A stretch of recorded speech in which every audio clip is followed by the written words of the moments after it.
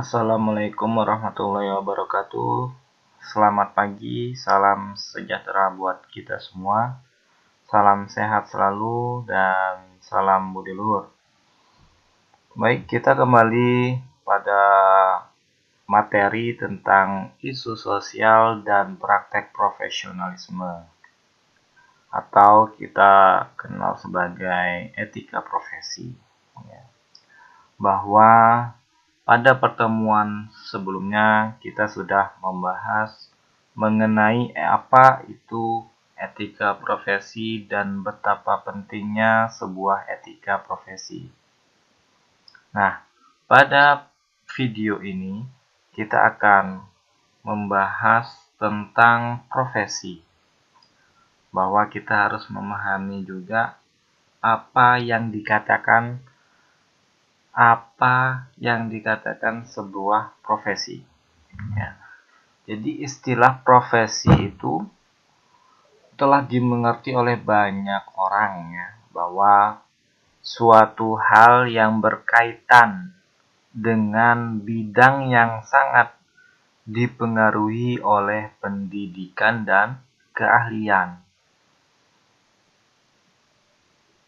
Dengan adanya pemahaman seperti itu, sehingga banyak orang yang bekerja tetap sesuai. Tetapi dengan keahlian saja yang diperoleh dari pendidikan kejuruan juga belum cukup disebut profesi. Tetapi perlu penguasaan teori sistematis yang mendasari praktek pelaksanaan dan hubungan antara teori dan penerapan dalam praktek. Nah, itu. Jadi, suatu profesi itu sangat berkaitan erat dengan suatu pendidikan dan keahlian. Kalau pendidikan itu ya semacam sebuah ilmu ataupun konsep yang kita peroleh di dalam pendidikan.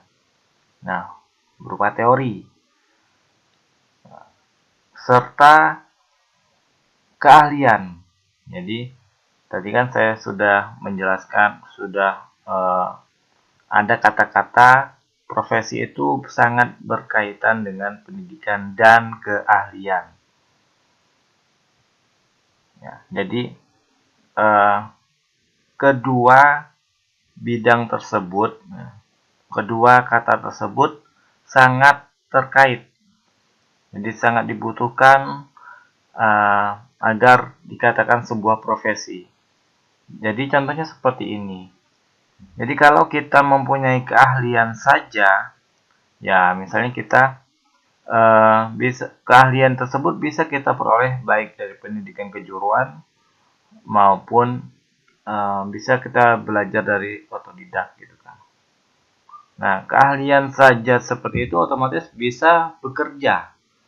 Nah, dengan adanya kita bekerja yang memanfaatkan dengan keahlian saja tanpa suatu teori dan konsep, hanya praktek saja dalam pelaksanaan, itu masih belum cukup dikatakan profesi. Jadi, profesi itu sangat terkait antara pendidikan dan keahlian.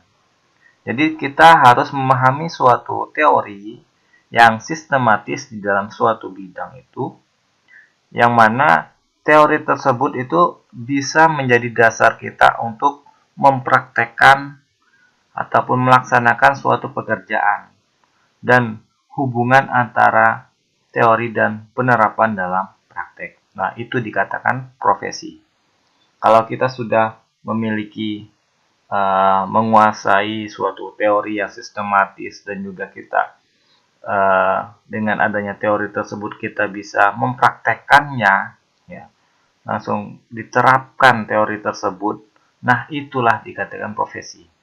Nah, dalam hal ini kita kuliah di bidang teknik informatika. Nah, kita dalam kuliah ini, ya, kita sudah diajari nih konsep-konsepnya. Konsepnya, teorinya sebenarnya seperti ini. Terus kita bisa menerapkan teori tersebut, bisa mengimplementasikan suatu teori tersebut menjadi suatu praktek. Misalnya kita di sini sebagai profesinya web developer. Seorang web developer itu harus mempunyai ilmu teori konsep yang sistematis untuk membuat suatu web. Nah, dengan adanya teori tersebut, seorang web developer juga harus mampu membuat dari teknis ataupun teori ataupun konsep dari suatu yang dari konsep yang sudah dimilikinya. Otomatis suatu web developer jadi harus memahami untuk desainnya seperti apa. Nah, harus mempunyai teori konsep seperti itu, desainnya terus praktiknya seperti apa, menggunakan untuk membuat web pakai framework apa, terus istilah-istilah sesuatu yang ada di web programmer, web developer itu harus difahami. Nah, itu dikatakan profesi sebagai web developer. Dan ada banyak lagi suatu profesi ya. Dalam hal ini kita sebagai di bidang IT ya. Ada developer, web developer, ada mobile developer, ada designer gitu kan. Banyak profesi-profesi yang ada di bidang IT. Nah, kalian yang sudah mempunyai ilmu tersebut, kalian juga harus bisa menerapkan atau mengimplementasikan dari teori-teori yang kalian miliki.